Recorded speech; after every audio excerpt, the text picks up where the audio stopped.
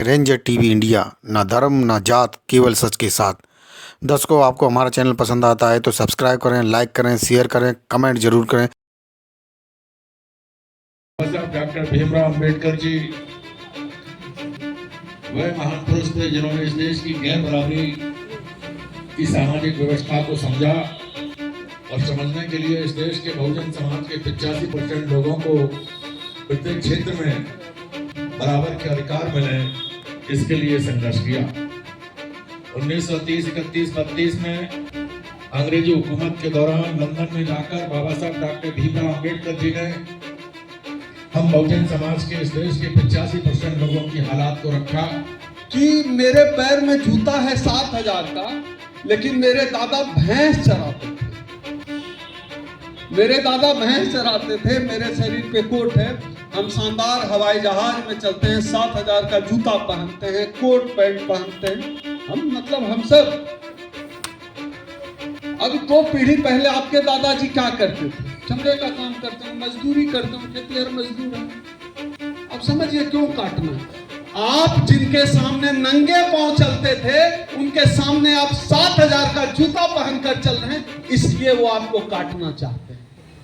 हमारे बीच में उत्तराखंड चल करके आई हमारी बड़ी बहन आदरणीय शैलजा सिंह आर्या जी, मैं उनसे निवेदन करता हूं कि वे आए और अपने विचार व्यक्त करें। आदरणीय बड़ी बहन शैलजा सिंह आर्या जी। मंच पर आसीन सभी पदाधिकारीगण, स्पेशली निमेश जी, जिनके निमंत्रण पर मैं आज आपके शहर आगरा में पधारी हूं, और हमारे सभी श्रोतागण, आप सभी का आभार व्यक्त करती हूं कि आप लोगों ने बढ़ चढ़कर आज बाबा साहब के परिनिर्वाण दिवस पर उन्हें याद किया और अपनी संवेदनाएं प्रकट की। डॉक्टर भीमराव अंबेडकर की बात शुरू करने से पहले आज के हमारे सर से पैखाने का बोझ उतारकर इंजीनियर की टोपी, वकील की टाई और डॉक्टर का आला दिया है, और ये सब कुछ संभव हो पाया है शिक्षा से। तो जितने मेरे भाई लोग, जितने युवा यहाँ पर बैठे हुए हैं, तो पहला संदेश मैं यह देना चाहूँगी कि आप किसी भी पार्टी का समर्थन कीजिए, किसी भी संगठन का समर्थन कीजिए, पर उससे ज़्यादा बेहद जरूरी है कि आप शिक्षा को ग्रहण कीजिए। एक छोटा सा वक्तव्य, और उन्होंने कहा कि मैडम मैंने नौकरी भी करी तो बिल्कुल कलम की ठोक पर नौकरी करी कि मेरे बड़े अधिकारी भी कभी मुझे जड़ से हिला ना पाए। तो ये सब कुछ संभव हो पाया सिर्फ शिक्षा से और बाबा साहब के दिए हुए अधिकारों से। रही बात अगर पार्टी की मैं बात करूं, तो भाई चंद्रशेखर वह व्यक्ति हैं जिन्होंने संसद की दीवारों को जय भीम के नारे से गुंजवा दिया है, और ये एक ऐतिहासिक क्षण हम सभी भाई बहनों के लिए है। और इसी प्रण के साथ कि सिर्फ संसद के भीतर नहीं जाना है, बल्कि संसद के भीतर जाकर जो अपने इतिहास को, जो भूमि इतिहास है, उसको दोबारा से याद कर और अपनी स्थिति को बदलना जरूरी है। क्योंकि बहुत सारे लोग हैं जो सत्ता को तो धारण कर लेते हैं, लेकिन अपने इतिहास को ढकाने की कोशिश करते हैं। पर मेरा मानना है कि इतिहास को ढकाया नहीं जाता है, इतिहास को दोबारा कुरेदा जाता है, कि ताकि वह ललक, वह जोश हमारे अंदर रहे कि क्या हमारे पूर्वजों ने झेला था और क्या हमारे आने वाली पीढ़ी ना झेले। इसके लिए हमें कार्य करना है, जिसमें शिक्षा सबसे महत्वपूर्ण यंत्र है। डॉक्टर भीमराव अंबेडकर अपने आप एक बड़े बुद्धिजीवी व्यक्ति थे, पर उससे पहले उन्होंने भी एक शिक्षा ग्रहण करी जिससे उन्हें कोई भी नहीं मात दे सका। इसके लिए जरूरी है कि जय भीम का नारा तो हमारे जीवन में समाहित होना ही चाहिए। इसके साथ साथ शिक्षा पर हमें सर्वाधिक कार्य करना चाहिए। और इसके साथ ही मैं अपनी वाणी को विराम दूंगी और आप लोगों से भी यही अपेक्षा करूंगी कि डॉक्टर भीमराव अंबेडकर का जो सपना था अपने समाज को बढ़ाने का, यह हमारे लहू लुहान में होना चाहिए, और हर संभव प्रयास होना चाहिए कि जो हमारा इतिहास था अब उसे कोई दोहराने का प्रयास न करे। इतना जज्बा, इतने हक अधिकार की लड़ाई लड़ना हमारे बस में होना चाहिए। इन्हीं शब्दों के साथ जो आपके मुख्य वक्ता आज डॉक्टर ओम सुधा हैं, जिनको सुनने के लिए आप लोग बड़ी बेसब्री से इंतजार कर रहे हैं, तो आप लोग उन्हें सुनिए। धन्यवाद। मेरी पार्टी के नेताओं, कार्यकर्ताओं और इस मिशन मूवमेंट को अपना जीवन देने वाले निमेश जी जैसे तमाम साथी, हमारे भाई प्रदेश अध्यक्ष सुनील कुमार चित्तौड़ जी, संतोष आनंद जी, उत्तराखंड से शैलजा जी, हमारे साथ आए साथी श्रीकांत जी समेत तमाम वो साथी जिनका मैं नाम नहीं जानता हूँ, इस बात का अफसोस है। कोशिश रहेगी कि जान जाएं। हो सकता है कुछ लोगों ने कभी मेरा कोई वीडियो भी देखा हो, अलग अलग मुद्दे पर बात करते हुए सामाजिक आंदोलन से। मैं सामाजिक आंदोलन से लंबे समय से लगभग 1.5 दशक से जुड़ा रहा हूँ, लेकिन अपनी राजनीति की शुरुआत मैं आज़ाद समाज पार्टी से कर रहा हूँ।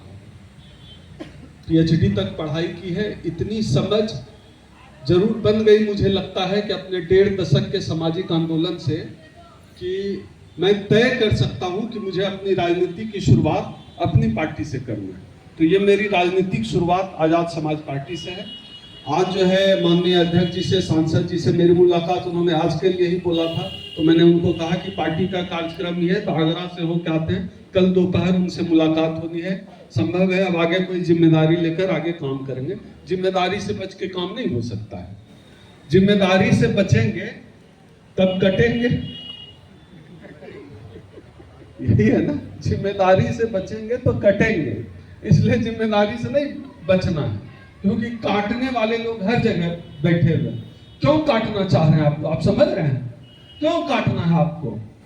आप समझिए, इसको मैं हर बात कहता हूं। अब देखिए, इनका जो है सफेद पैंट कितना चक चक चक चक कर रहा है, इनका जूता देखिए कैसा चमक रहा है, आपका जैकेट कितना खूबसूरत लग रहा है, इनका पैंट कितना खूबसूरत है, और देखिए मेरा कोट कितना बढ़िया कोट है, मैंने जूता पहना है 7,000 का।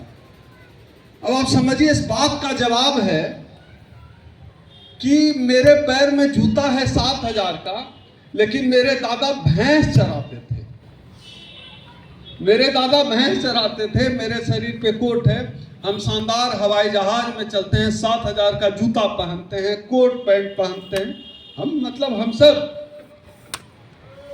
अब 2 पीढ़ी पहले आपके दादाजी क्या करते थे? चमड़े का काम करते हैं, मजदूरी करते हैं, खेतीहर मजदूर है। अब समझिए क्यों काटना। आप जिनके सामने नंगे पांव चलते थे, उनके सामने आप 7,000 का जूता पहनकर चल रहे हैं, इसलिए वो आपको काटना चाहते हैं। आपके थाली में खाना नहीं होता था, भूखे रहते थे, सब्जी नसीब नहीं थी, चावल नमक के साथ खा लेते थे, रोटी सरसों तेल और मिर्च के साथ खा लेते थे। आज आप चिकन चावल खा लेते हैं, इसलिए आपकी थाली काटनी है। इस बात को समझिए, ये खेल है, असली खेल। इसी खेल को समझना है कि कहां कटने की तैयारी है। तुम हमको अभी काट रहे हो, तुम तो जाति के नाम पर हमको काट के पंचम वर्ण बना दिए थे, अस्पृश्य बना के बस्ती के बाहर बिठा दिए थे। काट तो तुम तब दिए थे हमको, बाबा साहब के संविधान ने हम सबको जोड़कर इतना मजबूत कर दिया। मान्यवर कांसीराम साहब ने SC ST OBC सबको जोड़कर एक कर दिया। अब वो डरा रहे हैं, भाई बांटा तुमने, काटा तुमने, हमको जातियों के नाम पर बांटा और छोटी जात के नाम पर काट कर अलग थलग कर दिया। और अब हमको डरा भी रहे हो, कटोगे तो कटोगे। हम तो पहले से बटे हुए हैं जातियों के नाम पर, हम तो पहले से कटे हुए हैं, छोटा होने के नाम पे, नीच होने के नाम पे, अधम होने के नाम पे, चमार, जाट, मुसहर, दुसाद, वाल्मीकि होने के नाम पे हम तो पहले से कटे हुए हैं। हमको अब और काट कर कहां ले जाओगे? इस पूरे खेल को समझिए। ये पूरा खेल क्यों रचा जा रहा है हम लोगों के खिलाफ? ये खेल केवल इसलिए रचा जा रहा है क्योंकि जब 2 अप्रैल 2018 को आपने आंदोलन किया था SC एक्ट बचाने के लिए, तब SC ST OBC मुसलमान सब आपके साथ आकर खड़ा हो गया था, सब आपके साथ खड़ा था। इसलिए उनको लगता है कि मान्यवर कांसीराम साहब ने जो फार्मूला दिया बहुजन का, अब उसको काटो। कभी उपवर्गीकरण लेके आएंगे। अभी उपवर्गीकरण का भी मसला बड़ा उछाला इन्होंने कि जो है मलाई खा रही, कुछ जातियां मलाई खा रही है। अभी मैं पिछली मीटिंग में भी उस समय तो तुरंत आया था, मैं यहां चर्चा कर रहा था कि मलाई, अगर कहते हैं जाटव पे ज्यादा आरोप है, मलाई खाते। भैया बताओ, कि जो है आरक्षण से जाटव, यूपी में जाटव, बिहार में पासवान, राजस्थान में मीणा, इन लोगों ने मलाई खा ली है। कितने जाटव को आप जानते हैं आरक्षण की वजह से 100 बीघा 100 एकड़ जमीन खरीद लिया? कितने जाटव को जानते हैं? कितने जाटव आरक्षण की मलाई खाकर 4 शहर में फ्लैट ले लिया, विदेश में स्विस बैंक में अकाउंट खुलवा लिया? जानते हैं किसी जाटव को? हम तो नहीं जानते। हाँ, उनको जरूर जानते हैं जिन्होंने जाति का प्रिविलेज लिया। उनका बाप जैसा, दादा जैसा ये भी जज बना हुआ है सिर्फ इस आधार पे वो ब्राह्मण पैदा हुआ। इस प्रिविलेज को हम जानते हैं कि मलाई वहां खाई है। देश के एक भी केंद्रीय विश्वविद्यालय में आपके जात का वाइस चांसलर नहीं है। ब्राह्मण मलाई खा रहा है। टीवी चैनल में आपके जात का एंकर नहीं, आपके जात का पत्रकार नहीं है। मंदिर में आपके जात का ट्रस्टी नहीं है जहां करोड़ों अरबों रुपया है। जेएनयू जैसे केंद्रीय विश्वविद्यालय में ओबीसी कम्युनिटी का तो एक प्रोफेसर तक नहीं, वाइस चांसलर छोड़िए। मलाई कहीं और है, लेयर कहीं और खोज रहे हैं। भाई, जहां मलाई है वहां लेयर खोजो। हम तो आज भी आजादी के 7.5 दशक हो गया, राजस्थान के जयपुर में एक आईपीएस को घोड़ी नहीं चढ़ने दिया गया। पुलिस प्रोटेक्शन में बारात गई। आजादी के 7.5 दशक बाद की उपलब्धि यही है कि हम सामान्य मनुष्य होने की लड़ाई लड़ रहे हैं। यही उपलब्धि है। और इसी के नाम पर आपका दावा है, आपका क्लेम है कि आप विश्व गुरु हैं। विश्व गुरु हैं। किस बात के विश्व गुरु हैं? जातिवाद के विश्व गुरु हैं कि जनेऊ का रिसर्च किया इस देश में कि एक 5 धागा पहन लिया तो आप श्रेष्ठ हो गए। इस बात के विश्व गुरु हैं। किस बात के विश्व गुरु हैं? कि जाति के आधार पर कोई छोटा हो जाता है, जाति के आधार पर कोई बड़ा हो जाता है। माफ कीजिएगा, मैं डॉक्टर अंबेडकर की औलाद हूं। कोई जाति के आधार पर बड़ा है और जाति के आधार पर छोटा है, मैं इस बात को मानने से इनकार करता हूं। इसी के साथ अपनी बात समाप्त करता हूं। आजाद समाज पार्टी जिंदाबाद, भाई एडवोकेट चंद्रशेखर आजाद जिंदाबाद, बाबा साहब अमर रहे, क्रांतिकारी जय भीम। जय भीम। आपने विस्तार पूर्वक इस देश के अंदर जो सबसे बड़ी समस्या है जाति, उसके बारे में आपने हमको मार्गदर्शित किया और बहुत विस्तार पूर्वक हमारी नीतियों को बताया। अब मैं आज के कार्यक्रम के मुख्य अतिथि आजाद समाज पार्टी के माननीय प्रदेश अध्यक्ष, पूर्व विधायक, हम सबके मार्गदर्शक आदरणीय सुनील कुमार चित्तौड़ साहब से निवेदन करता हूं कि वे आए और अपने विचार व्यक्त करें। आदरणीय सुनील कुमार चित्तौड़ साहब, धन्यवाद।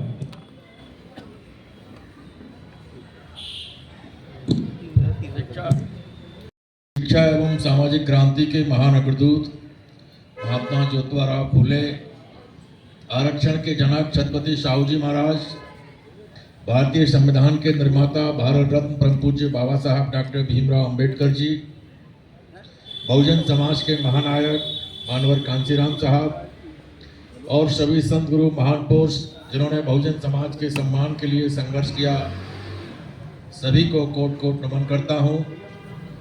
आज पूरी दुनिया के अंदर बाबा साहब डॉक्टर भीमराव अंबेडकर जी के विचारों पर चलने वाले लोग, बाबा साहब डॉक्टर भीमराव अंबेडकर जी को जानने वाले लोग 6 दिसंबर के दिन, चूंकि आज ही के दिन 6 दिसंबर को 1956 को बाबा साहब हमारे बीच से चले गए थे, हमारे लोग आज इस दिन को उनके प्रति श्रद्धांजलि अर्पित करते हुए इस प्रकार की विचार गोष्ठी और भिन्न भिन्न प्रकार के कार्यक्रम करके संकल्प के रूप में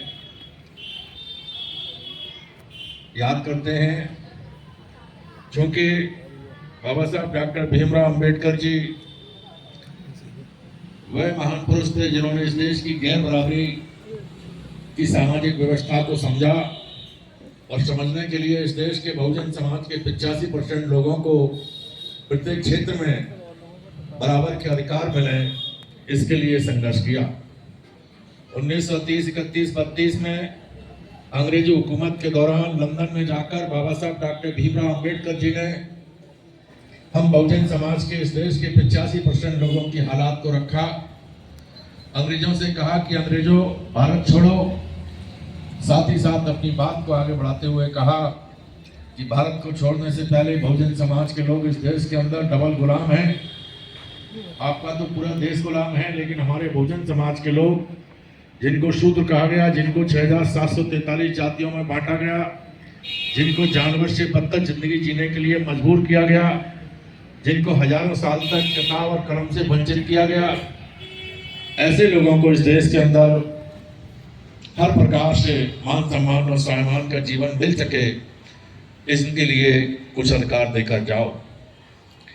बाबा साहब के संघर्ष से इस देश के बहुजन समाज के लोगों को मान सम्मान और स्वाभिमान पाने के लिए, इस देश की शासन सत्ता में पहुंचने के लिए शिक्षा का भी अधिकार मिला, नौकरी का भी अधिकार मिला, सम्मान पाने का अधिकार मिला, न्याय पाने का अधिकार मिला, और सबसे बड़ा अधिकार वोट डालने का अधिकार मिला। पहले चूंकि राजा लड़कर बनते थे, तो हमारे लोग हजारों साल से कमजोर होने के कारण लड़ाई नहीं लड़ पाते थे, इसलिए राजा बनने से वंचित होते रहे। राजाओं के समय भी हमारे लोगों की बात को नहीं सुना गया, इसलिए हमारे लोग हजारों साल तक तमाम दुख तकलीफें बर्दाश्त करते रहे। बाबा साहब के संघर्ष से बाबा साहब ने संविधान लिखते समय हम लोगों को अन्य लोगों के समान बराबर के अधिकार दिए। बाबा साहब ने 26 जनवरी 1950 को संविधान देते समय कहा, यदि इस देश के संविधान को चलाने वाले लोग, सरकार में बैठे हुए लोग इस देश के अंदर ईमानदारी से संविधान को लागू कर देंगे, तो 10 साल के बाद इस देश के गरीब कमजोर लोगों के चेहरों पर मुस्कान आना शुरू हो जाएगी। साथ ही साथ बाबा साहब ने शक जाहिर किया था कि मुझे शक है कि सरकार में बैठे हुए लोग इस संविधान को ईमानदारी से लागू नहीं करेंगे, तो दुनिया का सबसे अच्छा संविधान व्यर्थ साबित हो जाएगा। आज 74 साल संविधान को लागू हुए हो गए। आज हम देखते हैं पूरे भारत के अंदर, जैसा अभी डॉक्टर सुधाकर जी ने बताया कि मुंह छकने पर हमारा अपमान किया जाता है, मुंह छकने पर अपमान ही नहीं, हमको मार दिया जाता है, बारात नहीं चढ़ने दी जाती है, हम किसी भी विभाग में की पोस्ट पर नहीं है। बहुत सारी बातें उन्होंने आपके सामने रखी, मैं उन्हें दोहराना नहीं चाहता हूं। बाबा साहब ने ये सारी चीजें महसूस करते हुए उस समय कहा, हे इस देश के कमजोर वर्ग के लोगों, यदि आपको मान सम्मान और स्वाभिमान का जीवन चाहिए, तो मैंने आपको वोट डालने का अधिकार दिलवा दिया है। अब आपकी जिम्मेदारी है कि आप अपने जैसे लोगों में भाईचारा बनाओ,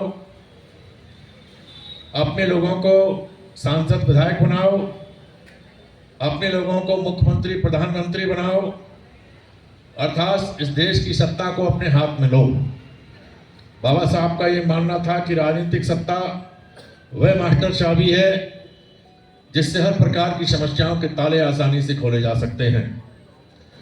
बाबा साहब ने इसकी पहल करते हुए स्वयं जीते जी राजनीतिक party Republican party of India बनाई।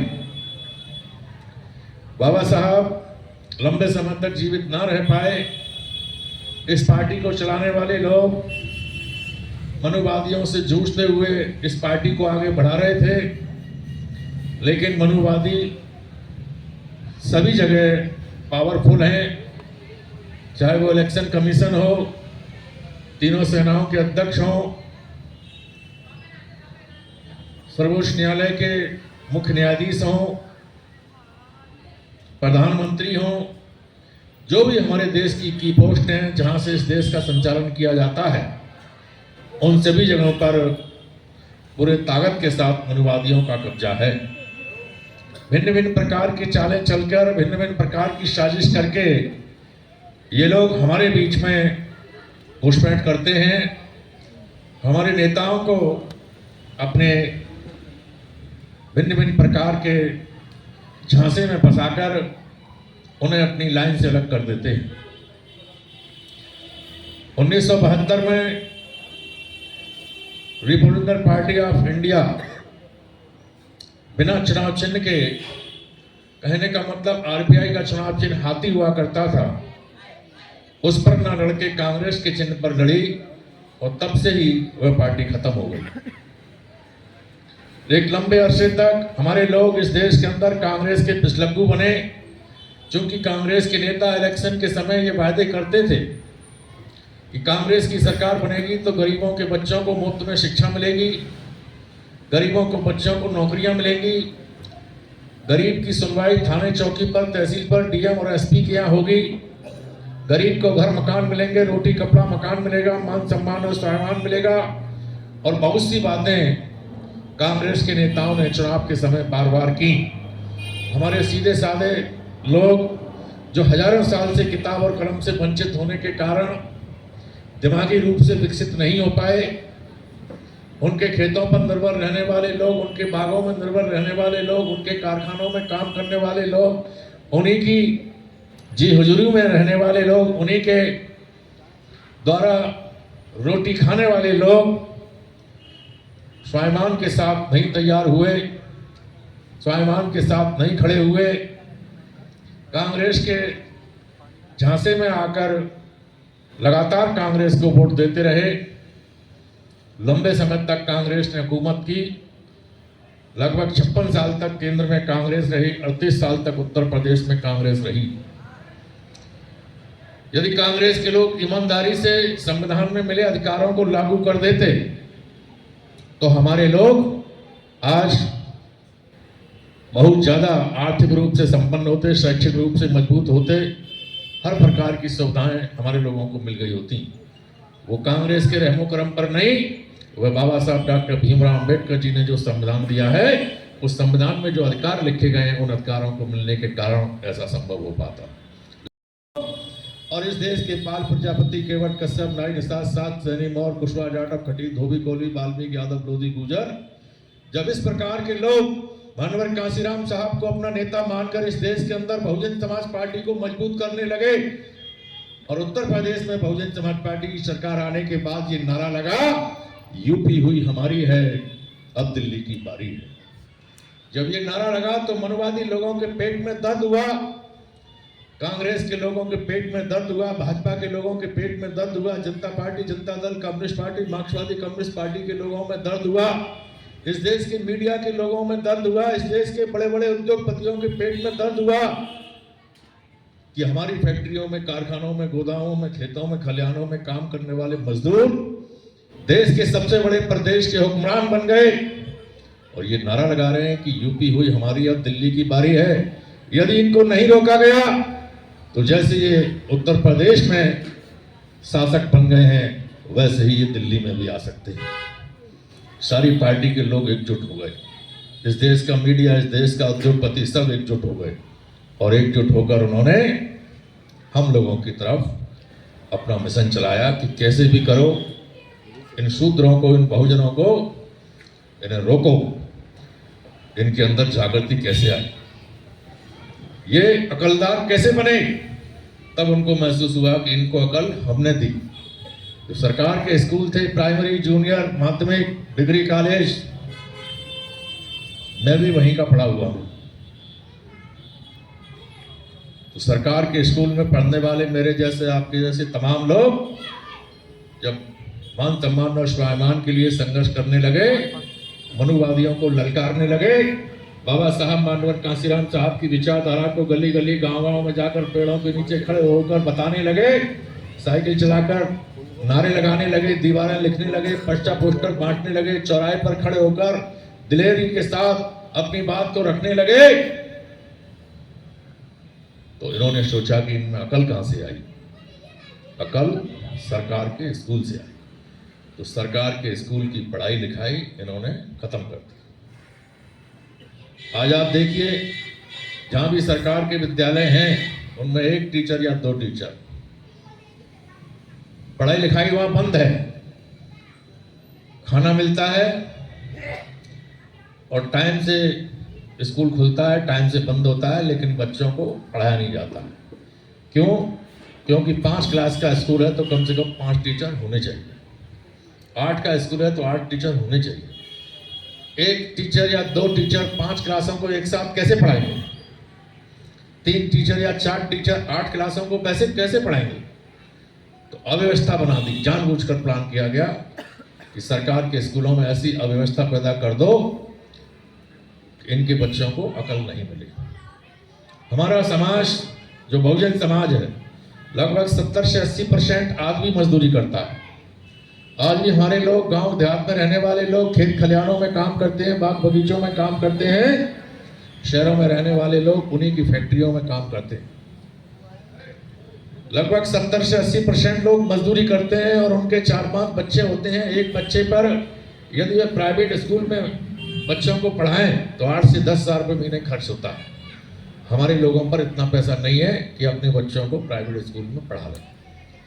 और मनुवादी लोगों के पास पैसा है, चूंकि वे 100 में से 100% लोग पढ़े लिखे हैं और 100 में से 100% लोगों के पास रोजगार है। उनके पास ऐसे लाखों लोग हैं जिनके पास 100-100 बीघा जमीन है। बात कराई, मैंने उनको समझाया तो सनकी टाइप के लोग, नहीं, हमारे पास पत्र आ गया है, हम नहीं होने देंगे। तो जबरदस्ती करने लगा।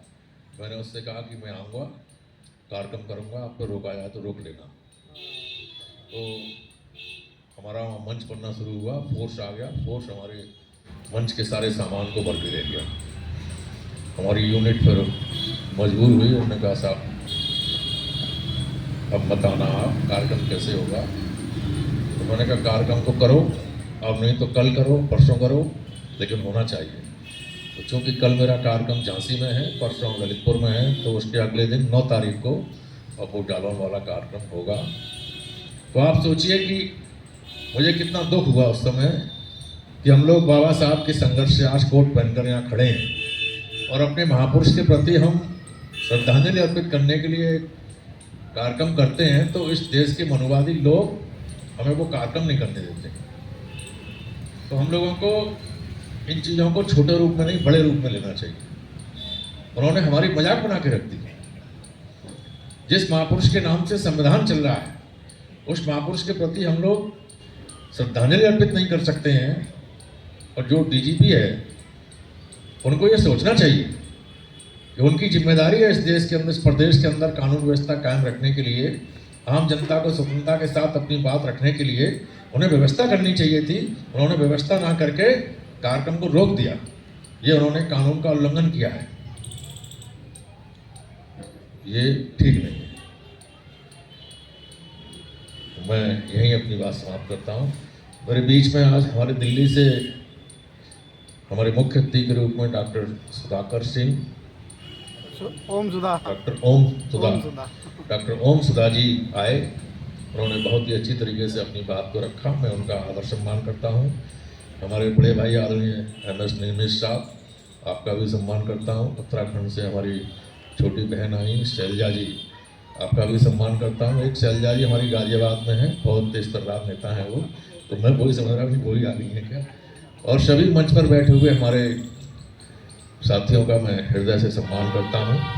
हमारे काफ़ी साथी इधर भी बैठे हैं। संचालक महोदय का बहुत बहुत धन्यवाद। सबको जय भीम, जय भारत। भीमराव अंबेडकर के 68वें परिनिर्वाण दिवस पर मैं बाबा साहब डॉक्टर भीमराव अंबेडकर को अभिनंदन करता हूँ, श्रद्धांजलि करता हूँ, नमन करता हूँ। साथ ही जितने भी हमारे समाज में, बहुजन समाज में, भारत देश में जन्मे महापुरुष तथागत बुद्धा, सम्राट अशोक, छत्रपति साहू जी महाराज, शिवाजी महाराज, रमाबाई अंबेडकर, भीमाबाई, जानकारी बाई, फूलन देवी, बिरसा मुंडा, ईवी रामास्वामी पेरियार, संत कबीर, सभी को मैं नमन करता हूँ। आज इस मंच पर विराजमान आजाद समाज पार्टी के प्रदेश के अध्यक्ष माननीय सुनील कुमार चित्तौड़ साहब, जो आज इस समारोह के मुख्य अतिथि हैं, और इस समारोह के मुख्य वक्ता डॉक्टर ओम सुधा साहब जो दिल्ली से आए हैं, मैडम शैलजा सिंह जी जो उत्तराखंड पौड़ी से चलकर आई हैं, साथ में आज इस कार्यक्रम को जो ऑर्गेनाइज करने वाले हैं हमारे जिला कमेटी आजाद समाज पार्टी के कोषाध्यक्ष सचिन जी, और हमारे इस कार्यक्रम को और सुधार रूप देने वाले हमारे जिले के आजाद समाज पार्टी के जिला अध्यक्ष माननीय शशांक बौद्ध जी, मंडल अध्यक्ष माननीय विक्की आजाद जी, पारस जी, हमारे राजन सिंह जी, हमारे दिवाकर जी, हमारे साथी अनिल करदम जी, डॉक्टर साहब रामपाल नेता जी, हमारे मुकेश जाटव जी, और हमारे साथी पाप सिंह जी, और हमारे बीच में बैठे हैं संतोष आनंद जी, जो अभी हमारे 3 दिसंबर को हमारे भाई चंद्रशेखर आजाद जी के जन्म दिवस पर उन्होंने पार्टी ज्वाइन की है। उन्होंने ही पार्टी ज्वाइन नहीं की है, उन्होंने अपने काफी साथियों के साथ पार्टी ज्वाइन की है। संतोष आनंद जी हमारे पूर्व में बहुजन समाज पार्टी के जिलाध्यक्ष रहे हैं, और आगे गौरव दयाल जी एवं अन्य हमारे सभी साथी जिनको मैं बहुत अभिनंदन करता हूं। तो आज की न्यूज़ आपको पसंद आए तो लाइक करें, शेयर करें, कमेंट करें, सब्सक्राइब जरूर करें, जिससे कि हमारा चैनल आगे बढ़ सके और हम अपने देश और देशवासियों की सेवा कर सकें। इसी के साथ फिर मुलाकात होगी, तब तक के लिए आपसे विदा लेते हैं। नमस्कार।